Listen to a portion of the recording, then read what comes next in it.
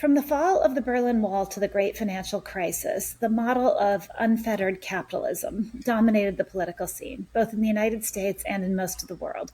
Free markets and limited government were supported not just by the right, but also by most of the left. After 2008, and especially after 2020, the music has changed. Not only are an increasing number of people questioning the wisdom of unregulated markets, but they are also envisioning a more active role for the state. New terms are created to capture this renewed passion, which is emerging on both sides of the political spectrum. State capacity libertarianism, new industrial policy, and market craft. The last is a term invented by political scientist Kenneth Vogel to indicate that a core function of governments, comparable to statecraft, is market governance. The state not only lays the foundation for markets with the rule of law and property rights, but it also shapes the market economies through institutions and regulation. Wait, Luigi. State capacity libertarianism. I haven't heard that one. Where did that one come from? Actually, Tyler Cohen is one of the main proponents of this idea. Oh, interesting. That's unexpected. I think he needs to come up with a better term, don't you? I feel like it's a mouthful. It is a mouthful, but we'll see. Anyway, well, a new book in this genre called Market Crafters has just come out. It explains how businessmen, politicians, and government administrators have shaped markets for political goals time and time again. The book is a series of portraits from Jesse Jones to Lena Khan of people who shaped the markets at different times. The protagonists are not just left-leaning interventionists, but also libertarians like Alan Greenspan, or conservatives like Hank Paulson or Bill Simon, or simply apolitical businessmen like Robert Noyce, the co-founder of Fairchild Semiconductor and Intel, but most importantly, the father of the U.S. semiconductor industry.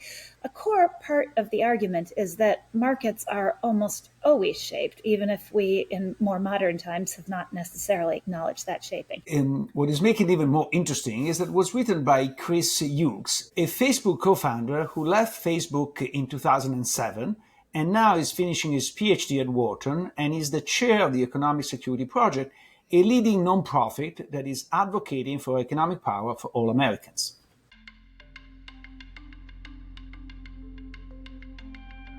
So we had Cliff Asness on our podcast recently, and he said that there's no such thing as a free market. And I thought that jived with your point of view very, very well. And I was wondering how you think about that statement. I think, we have this cult of the free market, this idea that supply and demand determines everything from the price of pizza to how much you're going to pay ChatGPT to use its technology. And in reality, what we see is that most major markets in the United States are, if not managed, at least structured by the state directly. So banking and finance is an obvious one that's close to my heart and my own academic interests, healthcare, pharmaceuticals, airlines. We could keep going through the list of industry after industry. If you add them up, you're well over half of GDP. And so my point in writing Market Crafters was not to say that structuring markets is always good. It's just, hey, guys, we do this. These markets are not mythical and self-regulating. We got to learn how we succeed and how we fail so that we can do it better in the future. So, in the conclusion of your book, you state that successful market craft requires a clear mission, a coordinating institution who can hold accountable, and the investment of power in that institution to accomplish its work. Can you elaborate on why we need those conditions?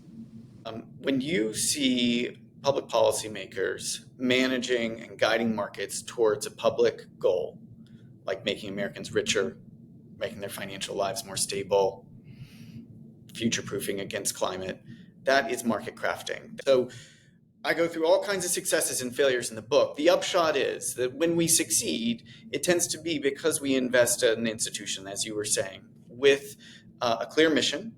So for instance, the Fed has a clear mission, price stability and full employment. We give them a lot of power to do it. And then we give them the discretion, the bit of insulation from the ups and downs of the political cycle to succeed. And so That story, listen, these institutions still fail. The Fed is clearly not perfect.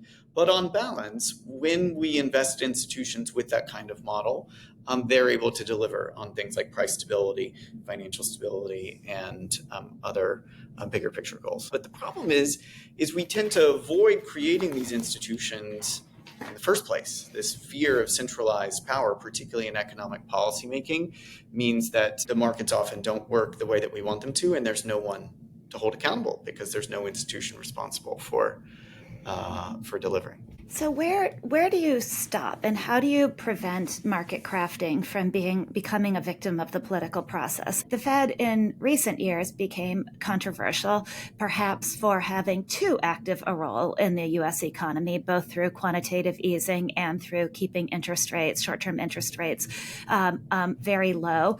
And then the Fed also came under fire for its policies for meddling, some would say, in climate change and in other areas that people saw as outside the Fed's mandate. So whose market, who gets to define the market, and how do you prevent that from becoming a victim of the political process that is then whipsawed back and forth through different administrations? Well, the Fed has a boss. It's Congress. Congress decides what the mandate of the Fed is and what its tools are to get that done. And that's a work in progress. Like, the Fed was founded in 1913, completely reorganized in 1935. And in the late 70s, Congress set a clear mission for the Fed for price stability, full employment, and moderate long-term interest rates. And the Fed believes that financial stability is an additional goal that, while it's not in the legislation, is important to deliver on that mandate. And so you talk about something like climate change. Well, the Fed, actually, of all the global central banks, has been the least involved in thinking about the impacts of climate change. But it did make the decision in the late 2010s and in 2020 to start thinking seriously about how climate risk could change the nature of insurance markets, could change the nature of banking and finance, believing that was part of its mission. It set up internal kinds of stress testing exercises for large institutions to think about climate changes and catastrophes. It was not doing things like other central banks have done, like buying green bonds and this and that, because it didn't believe that it had the authority to do it. So what I'm trying to say is that you need these institutions that have the discretion to think about how to fulfill their missions. And when and if they overstep, that is the role of Congress, is to redefine what those boundaries are. In other cases, it might be the courts. In some cases, it might be the media. There are these methods of accountability that are important to have. I think as an example of clear mission and clear practice, I'm not so sure the Fed will fit. And it says, yes, it has a clear mission. But as you said, financial stability was something that the Fed introduced in it and interpreted in the way they wanted. As you say in the book, they could have saved Lehman. They had all the authority to do so. They chose not to.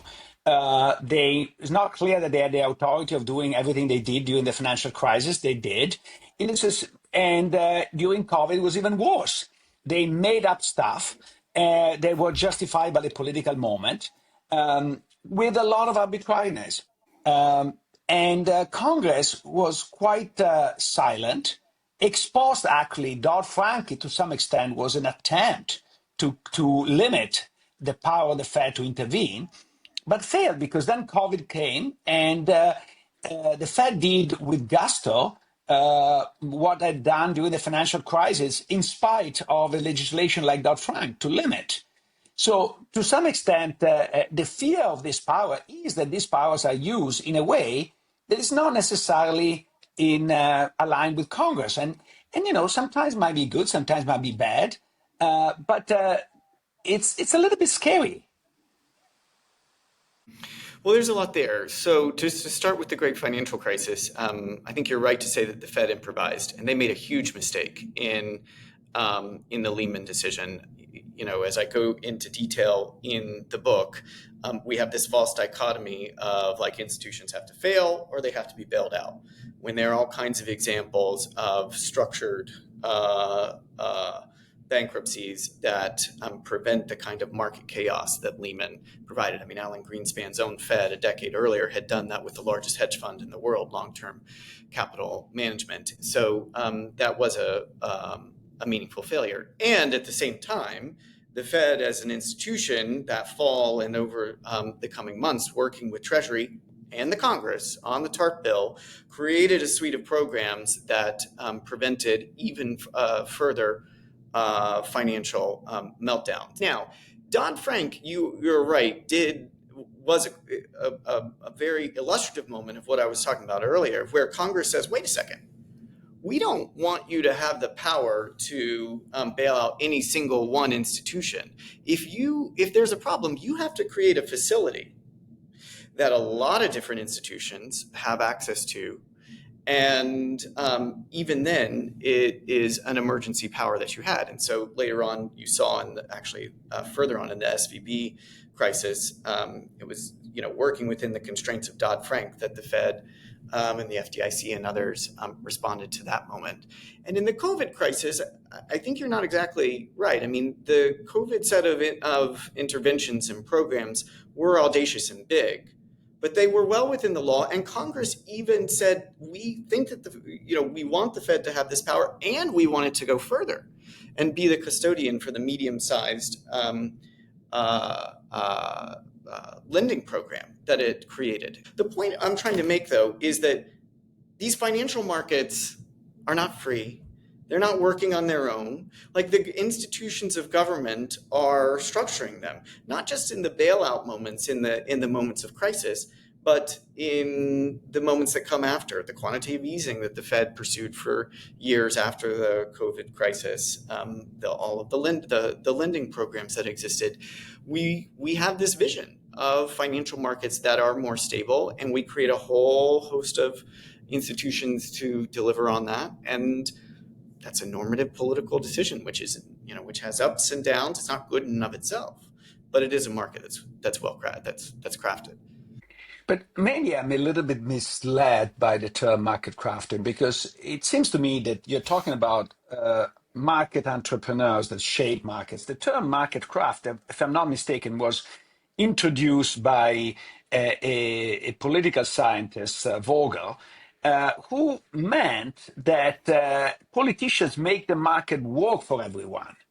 I don't see Greenspan making the market for everyone. I don't think the Fed in general making the market work for everyone. In fact, I think the Fed, by and large, makes the market work for millionaires, not for everyone. So in what extent is the Fed a market crafter in the Vogel sense? I don't think Vogel would say that the only way that market craft can apply is if markets work for everyone. I'm not even sure what markets, if any markets, work for everyone. I think that the point is that you can use public policy to shape markets in a particular direction. So we've been talking a lot about finance, but we could, I have several chapters in the book on semiconductors. There's a political goal. We need to make semiconductors here in the United States for national security reasons. And then you use public investment, to some extent, trade policy. You could use procurement. You could use stockpiling in order to support that industry, because you believe that market needs to be crafted, and in this case supported, to meet your political goals. And so, this is obviously a recent story in the Chips and Science Act that began in the first Trump administration and then was passed in the Biden administration, but it goes back way further. I spend a lot of time on the book looking at Reagan era industrial policy, Reagan era market craft, where the semiconductor industry in the United States was under significant threat from Japanese competition at the time.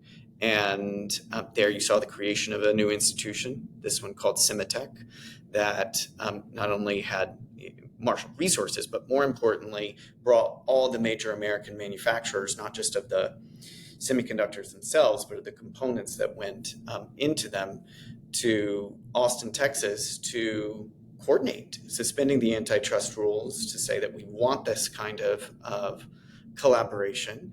And you got a breakthrough. American chip production was going down for years, and then by the time of the early 90s, we're back over 50%. And and the Japanese were suffering. So, market craft is not just markets for everyone. In fact, when I see it working, it tends to be for a more concrete, specific political goal, which could be national security, financial stability, energy security, a lot of the different things that we can talk about. You tell the story in the book of Robert Noyce and America reclaiming semiconductor supremacy. At the heart of this story is lobbying, the semiconductor industry figuring out how to tell Washington what it needed. So did you come away from working on this book with a more benign view of lobbying than most of us might have, or a view of when lobbying is good and when lobbying is bad, to reduce it to very simplistic terms? So I think dialogue between the public and the private sectors is critical to making markets work. I think that when that happens best, it's public actors who have a clear mission, and they are talking to private sector actors. They're talking to private sector actors to learn what activities that they're pursuing, what works and what doesn't work. Not like a proper being lobbied by them to privatize public gains or things of this nature. The devil is very much in the details. In the Noyce example, the national security infrastructure in the United States in the 1980s was quite concerned about losing American advantage for semiconductor production and manufacture, and they had an interest in seeing that industry be supported. And it was the Department of Defense that I think really leaned on the Reagan White House to pursue this industrial policy to support domestic construction. Now, it also was clear that Noyce and others were lobbying on Capitol Hill very effectively to tell people that they needed to do this, and in the White House, and it lined their pockets. That made their private companies like Intel, which Noyce had founded, bounce back from some of the challenges. And it accomplished the public goal from the national security perspective of producing these chips here at home. And so I think that kind of dialogue, you do need it to accomplish public goals a lot of the time.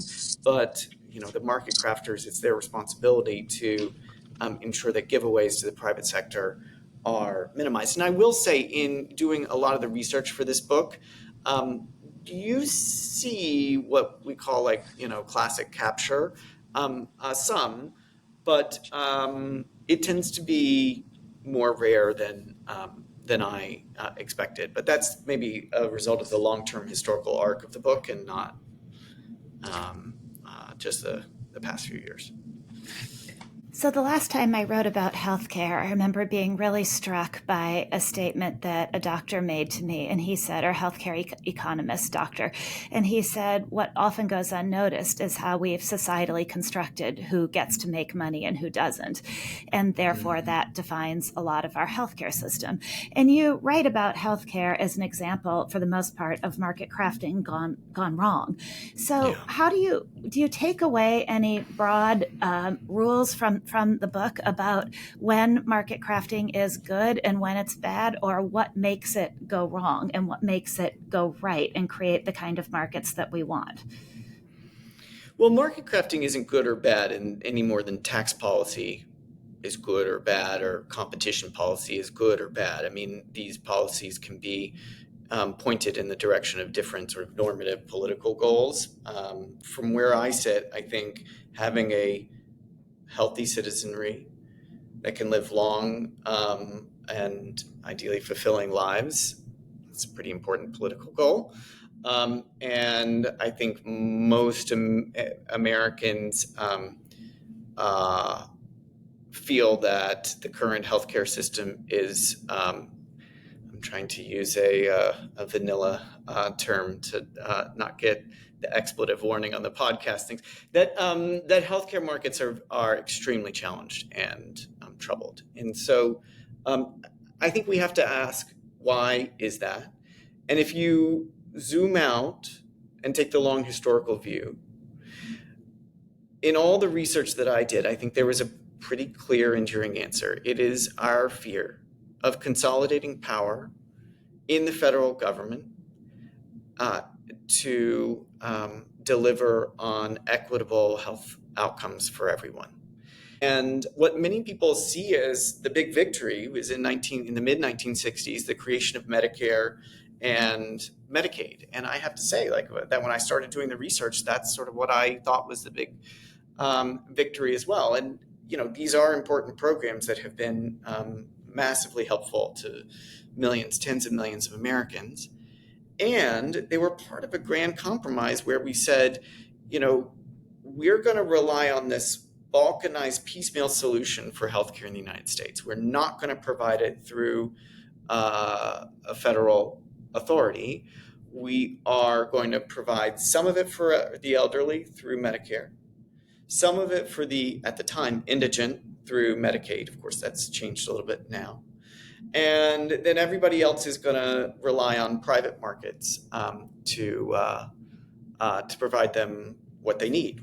That kind of compromise set us up on this trajectory now where we have this piecemeal system, which gets us to a point where we end up paying roughly double of what other industrialized countries do for healthcare, with health outcomes that are, on par with others. So that's, I do think, a failed kind of market craft where our hesitancy to really invest state power with the ability to deliver on that promise set us up on this trajectory. And the one last thing I'll say on this is, it's no coincidence that this happened in the 1960s and the debates were very much tied up in the questions around race. Wilbur Mills was the congressman from Arkansas who was incredibly influential, and he and Southern Democrats feared most a federal government that would force white doctors to see black patients, or other kinds, or hospitals to be desegregated in the South. And these other things were what created a bright line for them to avoid creating any kind of institution that would have this kind of authority. And so, for decades, who are you going to hold accountable when no one is responsible for delivering quality healthcare at reasonable prices to Americans? I think that we all agree that good market crafting is good. The question is, we fear the bad one. And the question is, how do you prevent the bad one and you allow the good one? And so going back to a question I asked earlier, it feels to me that the current system is a system where, in general, it's difficult to have the power to achieve to collect all the power to do what a good market crafter can do, except in extraordinary circumstances. So my reading of the book is the time where market crafting is most successful is when there is really a crisis. Think about, of course, the Great Depression, the Great Financial Crisis, even the oil crisis. And when it fails, think about Medicare, there is not really any imminent crisis. And so it's very difficult for Congress to find the strength to give so much power to one individual to craft a market. And it's also maybe more difficult to have an overarching mission. And so it's one thing that I got from your book, which I think is interesting and right, is that the successful market crafters are people with a very strong sense of mission. But it's easier to have this sense of mission when you are entering World War II, when you need to build enough tanks to win the war, than when you are in the middle of the peace and there are so many different interests that makes it difficult to have a single mission. Mm-hmm. Yeah, I think that's right. I mean, crises are particularly galvanizing because people of different political outlooks often temporarily suspend their disagreements and are willing to lock arms to fight it. And so you see that in a lot of cases. One example, though, of where that crisis then creates a new institutional reality is in the energy crises in the 1970s, which are often scrambled in the collective memory because we think, in the 70s, oil and gas prices went crazy and there were long lines, which is true in the second oil crisis in 1979. But the story at the beginning of the decade, during the Nixon administration in 1973, was actually very different. So I honed in on the story of this guy, Bill Simon, who is another avowed libertarian, a bond trader from Wall Street, who becomes Deputy Treasury Secretary in the Nixon administration and has no experience in energy markets, and is given that portfolio because he doesn't have all these different political interests pulling him in a lot of directions. And then in the fall of 1973, the Yom Kippur War begins and the oil embargo occurs. American oil prices had already been going up because domestic production had been going down. But this is, talk about a crisis. This is a real crisis moment. People worry that home heating oil was still a primary method of heating homes in New England. If you could not get enough for the winter, people could freeze to death in their homes. Gas lines might be a quote unquote easy problem to solve. So that kind of crisis brought disparate political parties together. And ironically, the avowed libertarian becomes incredibly successful at using state power to allocate resources, to stockpile oil and gas imports, to use price controls so that the prices only go up bit by bit over time rather than skyrocketing as they did in a lot of Western Europe. He's very successful, but out of that effort comes the Strategic Petroleum Reserve. So what I'm trying to say is we have this institution that comes out of a crisis now well over 50 years ago, which endures and is one of the key reasons that energy stability has been so important. So crises are galvanizing moments, but out of them can come this kind of institution building. So it's interesting. Luigi sees the conundrum of the book as this crisis versus normalcy, where times of crisis versus times of normalcy, whereas I was thinking of the conundrum of the book as individuals versus institutions. So the irony to me is that you tell this story through individuals, and often very complicated individuals who might be more about their own personal power and self-aggrandizement, like Jesse Jones in some ways. So if market crafting is a path that we want to take or embrace, how much do we want to have invested in individuals, and how much do we want to have invested in institutions, and what are the limits on individual power? Yeah, I think this is I like taking a historical perspective a lot of time, and this is one of the big lurking questions of history. How much does the person leading the institution matter, and how much does the institution itself matter? And then how do we make sense of the ideas that are circulating in the midst? My take is that entrepreneurs, whether they're in the private sector or the public sector, can make a lot of change. When you have a strong leader who has a clear vision and has the mandate to get it done, a lot can happen very quickly. And so that's why I call the book Market Crafters rather than market crafting or market craft, is because the people are ultimately the individuals who are driving the change. They need the institutions to have the power and the expertise and the networks to get it done, but the individuals are critically important. And so Jesse Jones is one that you mentioned, with the National Investment Bank that was called the Reconstruction Finance Corporation, which lasted for about 20 years between 1932 and the early 1950s. And he is just this larger-than-life character. That institution, what we call the RFC, would not have existed with anywhere near the same kind of power as it did without Jesse Jones. And it begins by reinforcing finance and banking, saving those industries in a way where the Fed is not. And then in a middle period is working to spur housing construction and do direct to industry loans. And then in the war is responsible for so much of the armament, planes, synthetic rubber, pipelines carrying oil and gas from Texas to the Northeast, because all of our submarines were being, all of our tankers were being hit by German submarines. A kind of very empowered institution with a lot of resources and a lot of success because he was at its head. And so you need the institution, and in that case, you need the man. In fact, once he was gone, the institution frayed because it had not been set up for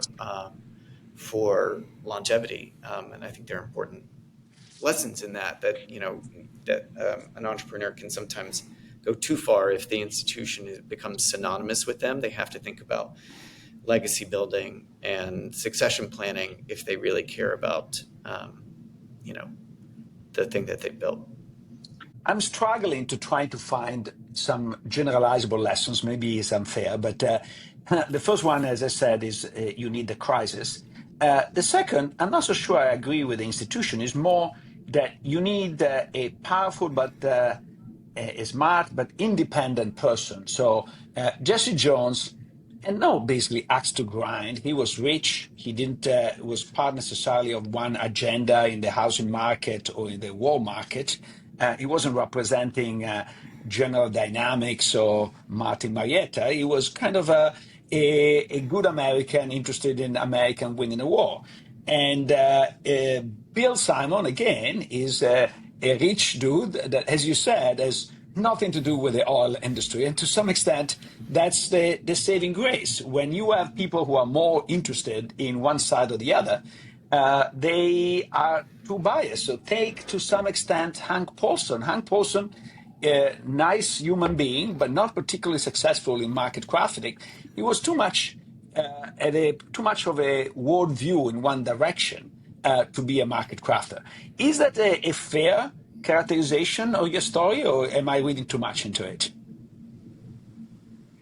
Well, I want to make sure that I'm understanding what you said. You cut out a little bit, but I think what you were saying is that a lot of the most successful market crafters either come from business or have a lot of wealth or privilege or something when they come in. They are wealthy, but they are independent. They are not representing one side. So Bill Simon had no stake in the oil industry. Jesse Jones had no stake in the mortgage market industry. And so you need somebody who, again, the moment gives the mission, the quality of the man gives the opportunity, and the independence ensures this is not taken to a different goal. And also, I think Congress or the president, depending who appoints these people, is more confident that this is not misused.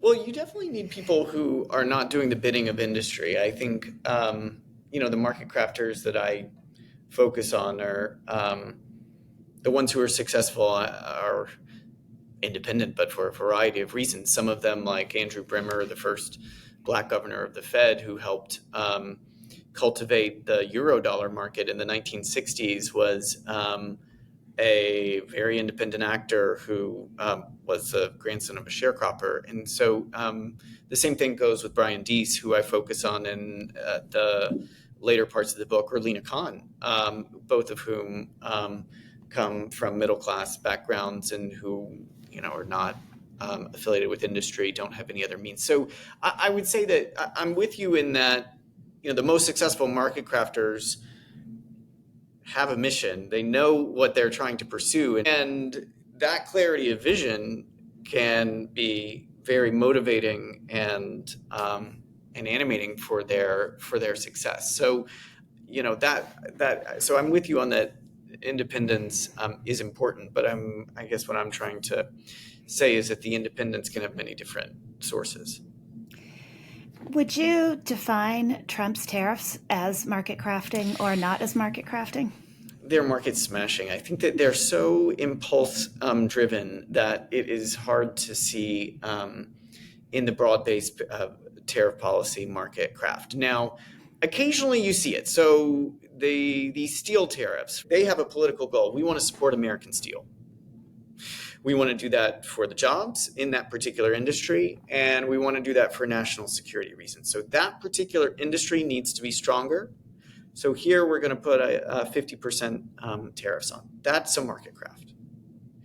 An across-the-board tariff of 10% on everything from avocados to Barbie dolls isn't a market craft. That affects markets, but many things affect markets and don't craft them. You see, tax policy affects markets but doesn't craft them. Investment in schools affects markets but doesn't craft them. So for it to be a kind of market craft, you'd need to have a political goal and then be using some of these policies of the state to pursue it. So for the most part, I do not see market craft in these more targeted tariffs. I do. In the support for crypto, I do. There's a belief that on the part of this administration that crypto is a important industry to support. I'm very much on the opposite side of that.